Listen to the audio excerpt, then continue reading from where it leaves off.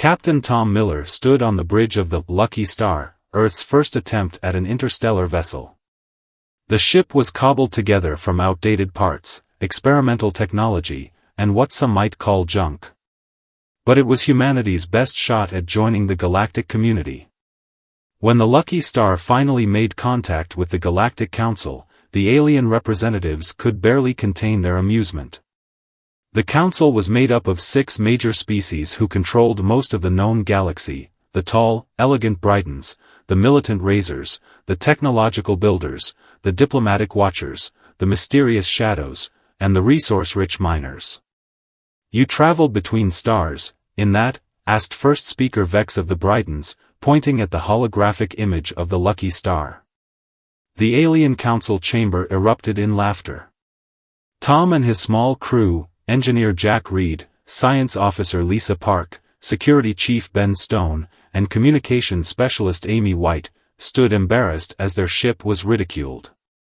The Lucky Star was indeed unusual looking, asymmetrical, with visible welding marks, and various parts clearly not designed to work together originally. "It may not look pretty, but it got us here," Tom replied, standing tall despite the mockery.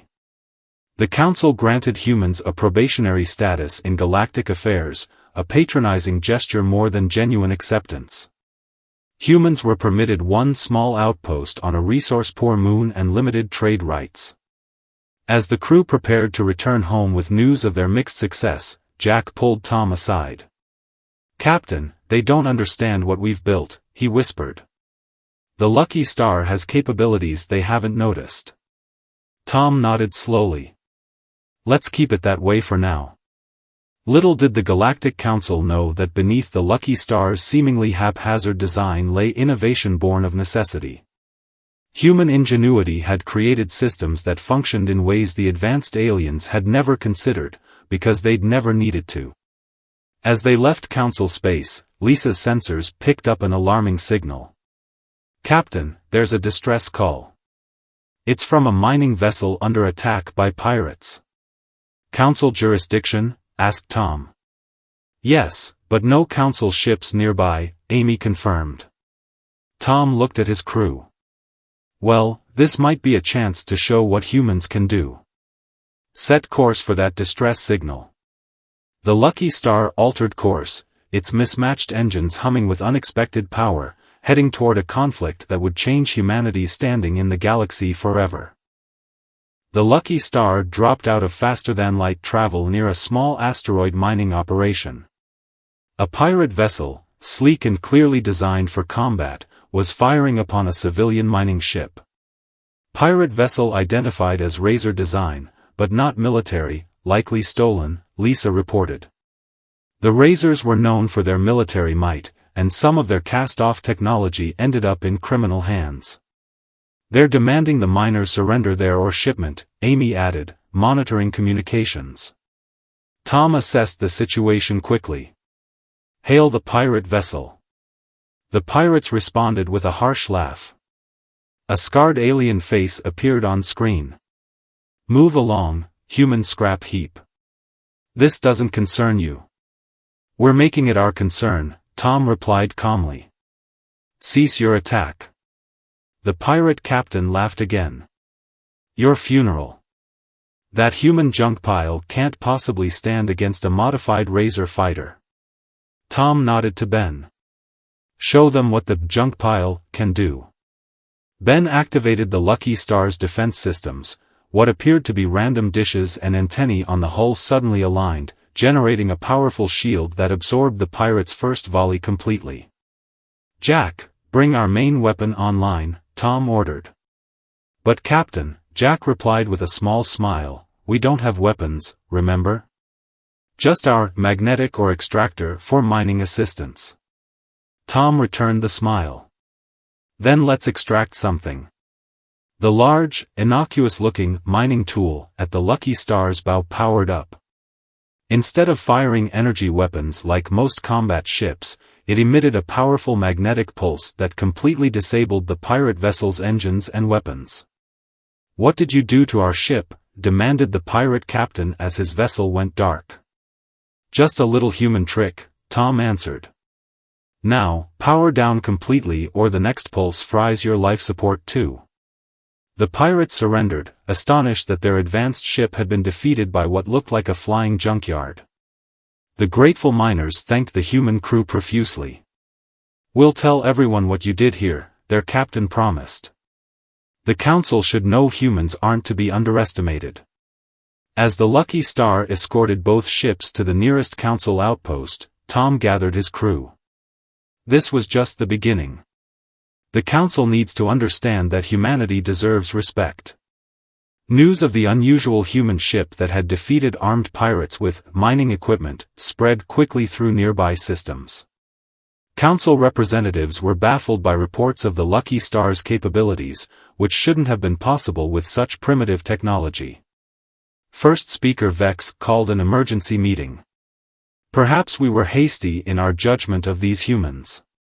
Their technology is unorthodox." "Unorthodox but effective," noted the Razor representative. "We should investigate further." As the council debated, the Lucky Star continued its journey home, unaware that both allies and enemies were now watching humanity with new interest. 3 months after the pirate incident, Earth had established its small outpost on the granted moon. Human traders were making modest inroads in galactic commerce, though still treated as novelties by most alien species. The Lucky Star, now upgraded and joined by 2 sister ships, the Bold Venture and the New Horizon, continued to serve as humanity's ambassadors to the stars. Tom, promoted to Commodore of Earth's tiny fleet, received a troubling message from Lisa, now captain of the Bold Venture.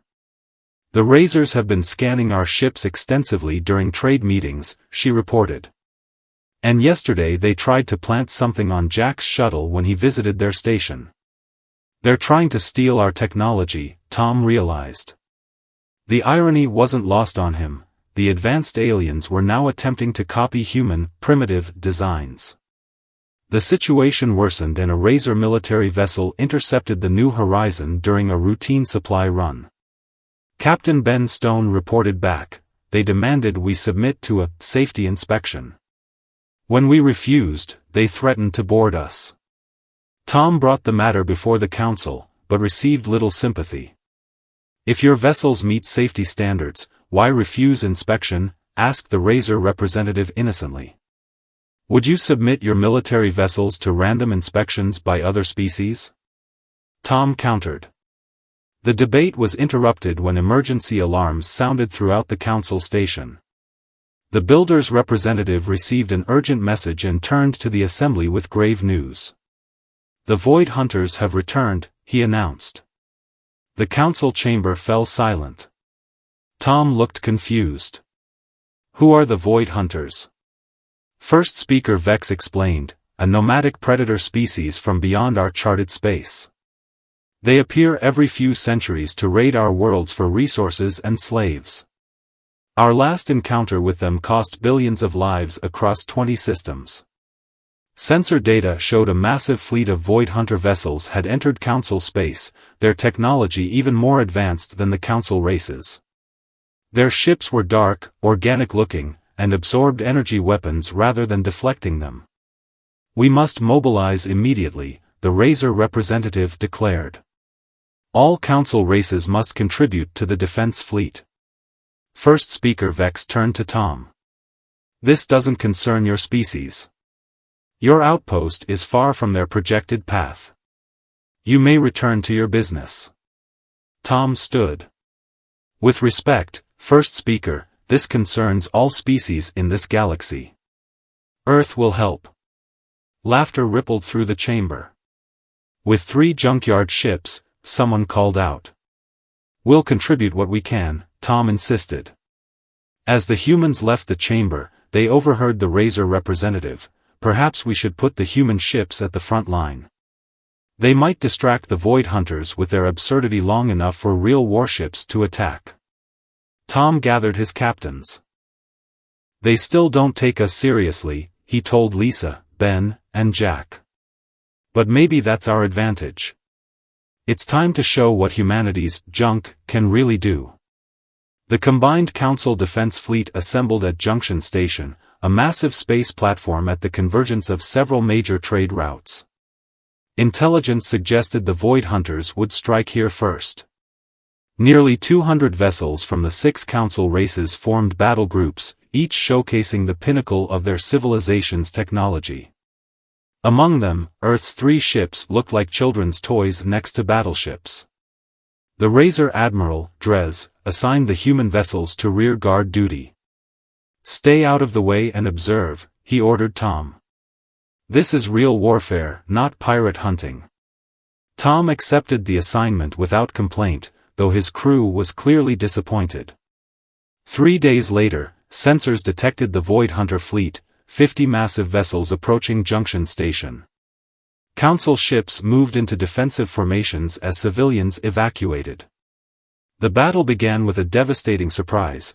The Void Hunters had developed technology that allowed them to partially phase through normal space. Energy weapons passed through their ships with minimal effect. "They've adapted since our last encounter," First Speaker Vex observed from the command center. "Our weapons are ineffective."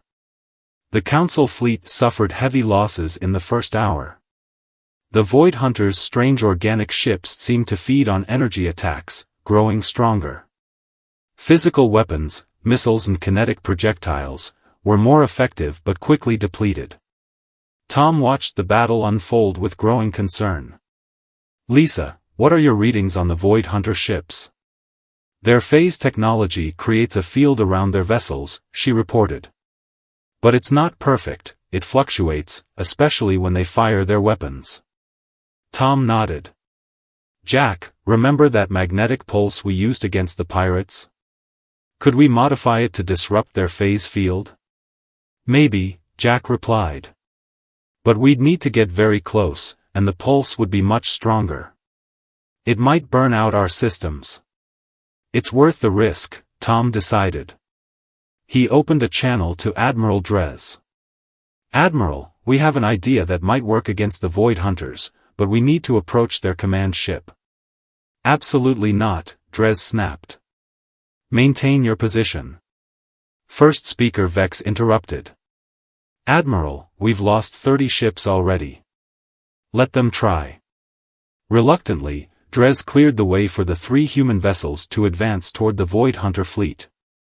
"Remember," Tom told his captains, "we only get one shot at this. Make it count." The Lucky Star, Bold Venture, and New Horizon approached the massive Void Hunter command ship, dodging energy blasts. To observers, it appeared the primitive human vessels were on a suicide run. "All ships, prepare magnetic pulse on my mark," Tom ordered. "Maximum power." As they came within range, the Void Hunter command ship turned its full attention to the approaching human vessels, clearly confused by their audacity. "Now!" Tom commanded. All 3 ships fired their mining equipment simultaneously. The combined magnetic pulse created a massive disruption field that completely collapsed the phase technology of the nearest Void Hunter ships, including their command vessel. For a brief moment, the Void Hunters were fully materialized in normal space, and vulnerable. "Council fleet, fire everything now," Tom broadcasted. The Council ships responded immediately, unleashing their remaining firepower on the suddenly vulnerable Void Hunters. The massive command ship took critical damage, while several smaller vessels were completely destroyed. The remaining Void Hunter ships, seeing their advantage neutralized, retreated from the battle and jumped to faster-than-light travel. Junction Station was saved, though at heavy cost to the Council fleet. Of the human ships, only the Lucky Star and Bold Venture survived. The New Horizon had overloaded its systems and was destroyed in the magnetic pulse.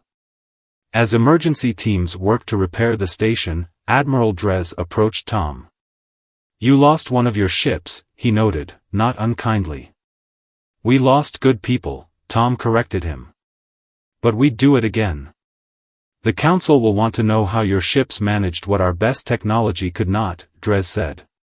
Tom smiled tiredly. "Sometimes the simplest solution is the one nobody expects."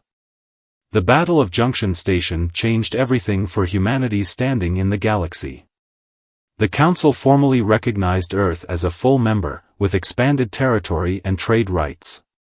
Human ingenuity was suddenly in high demand.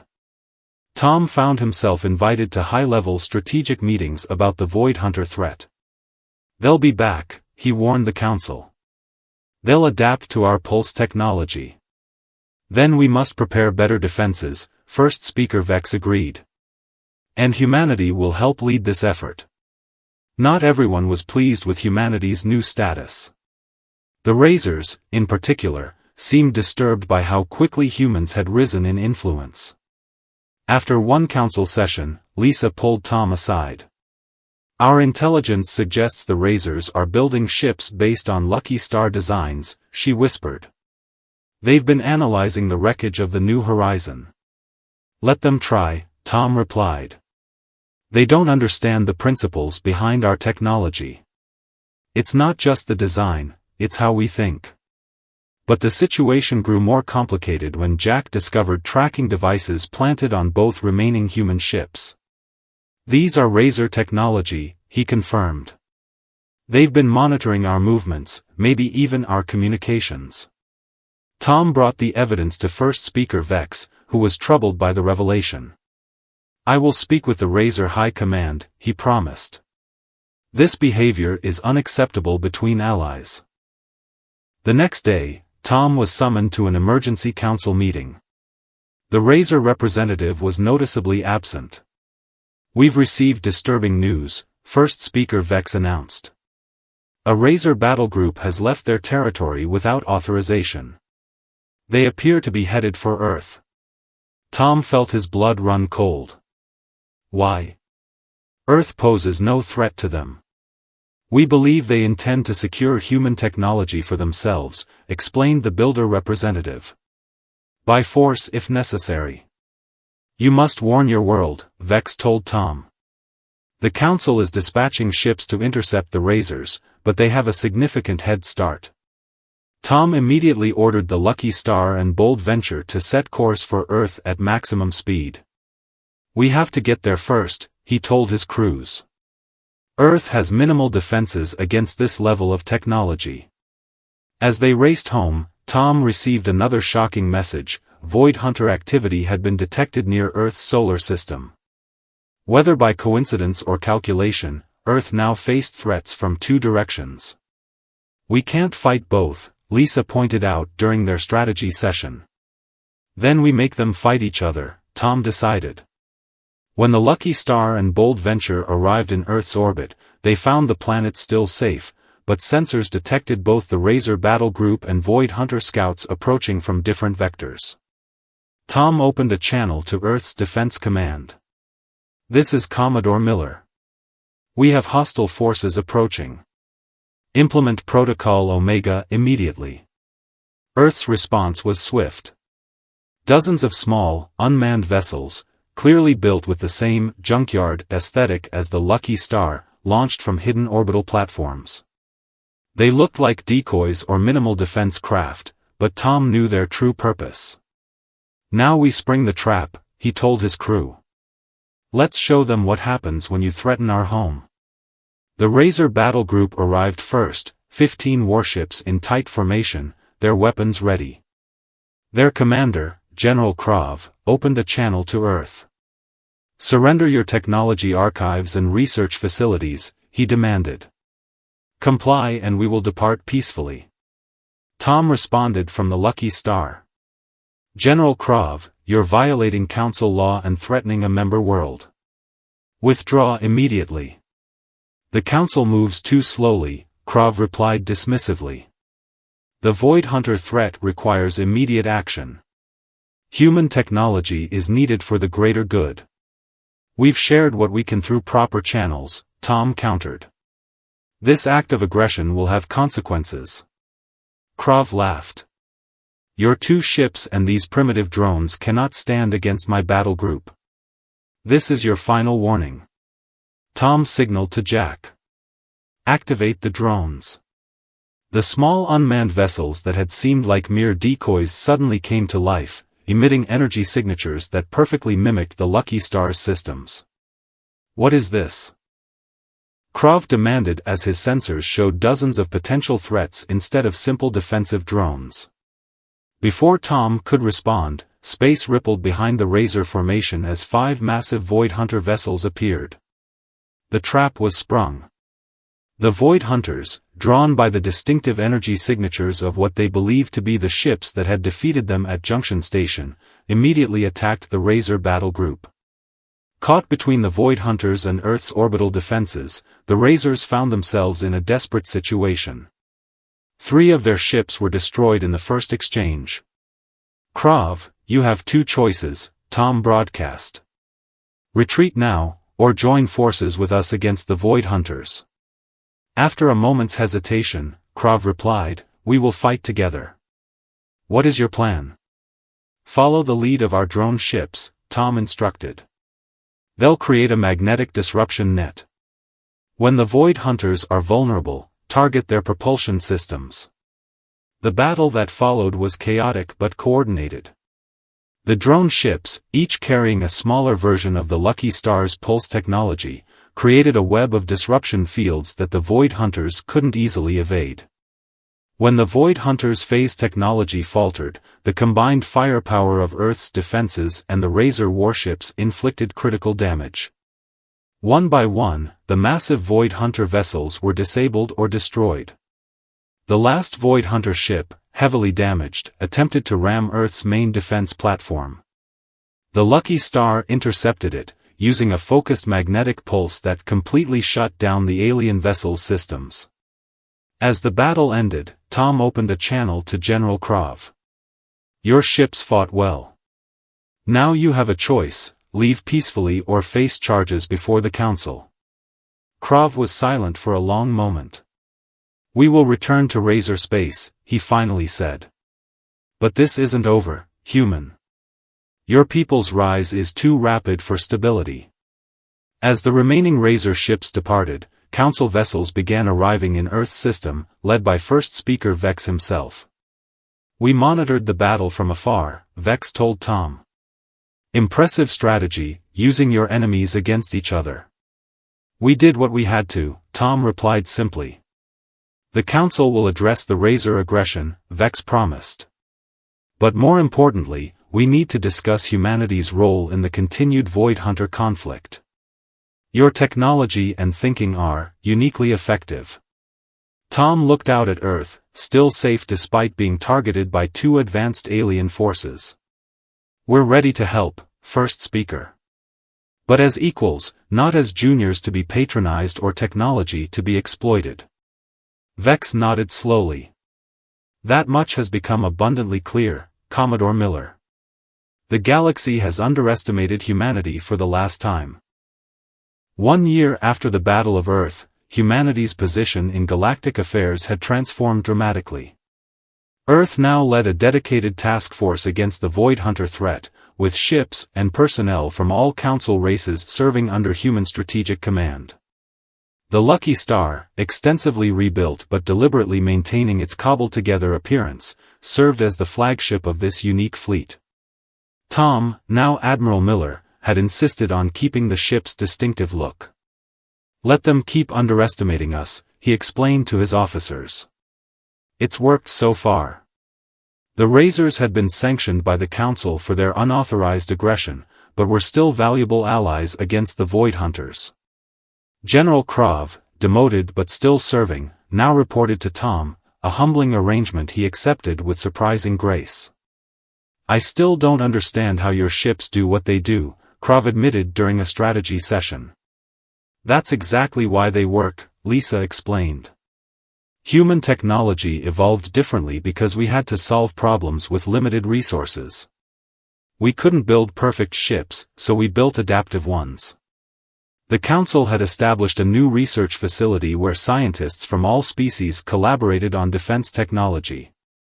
Jack led the human contingent, sharing some secrets while carefully protecting others. "It's not about having a bigger gun," he explained to his alien colleagues. "It's about finding the unexpected angle of attack." As the fleet prepared for a major operation against a Void Hunter stronghold, First Speaker Vex visited the Lucky Star. He examined the ship's bridge with new respect. "When I first saw this vessel, I thought it a joke," he confessed to Tom. "Now many consider it the most fearsome ship in the galaxy." Tom smiled. "Not because it's the most powerful, it isn't. But because it represents something the Void Hunters can't counter." "Unpredictability," Vex suggested. "Adaptation," Tom corrected. "Humans have always been good at taking what's available and making it work. We don't need perfection to be effective." As they spoke, Amy reported from communications, "Admiral, we're receiving a transmission from deep space. It appears to be Void Hunter communication protocols, but the content is in human English." Confused, Tom ordered it displayed. The message was brief: "We recognize worthy adversaries. A delegation will come to discuss terms. Prepare." The bridge fell silent. "They want to negotiate?" Vex asked incredulously. "The Void Hunters have never negotiated in all our history with them." Tom considered this development. "They've encountered something they don't understand, and they can't defeat it through force. That's new for them." "What will you do?" asked Vex. "We'll meet them," Tom decided. "But with caution. This could be a trap, or it could be the beginning of something new." As preparations began for this unprecedented diplomatic contact, Tom took a moment alone on the observation deck, looking out at the fleet that had formed around his once ridiculed ship. The Lucky Star had become a symbol throughout the galaxy. To allies, it represented ingenuity and adaptability; to enemies, it was a warning that appearances could be deceiving. "They thought our ship was a joke," Tom murmured to himself, recalling those first dismissive laughs in the council chamber. "Now it's the galaxy's worst nightmare." But perhaps, he reflected, it might also become something else, the galaxy's best hope for a new understanding between vastly different species. After all, if the strange, cobbled-together humans could find their place among the stars, perhaps even the Void Hunters could too. As the Lucky Star prepared for its next mission, its mismatched parts humming with power that defied conventional understanding, Tom gave the order to proceed. Whatever came next, humanity was ready, adaptable, resourceful, and no longer underestimated. The joke, it seemed, had been on everyone else all along.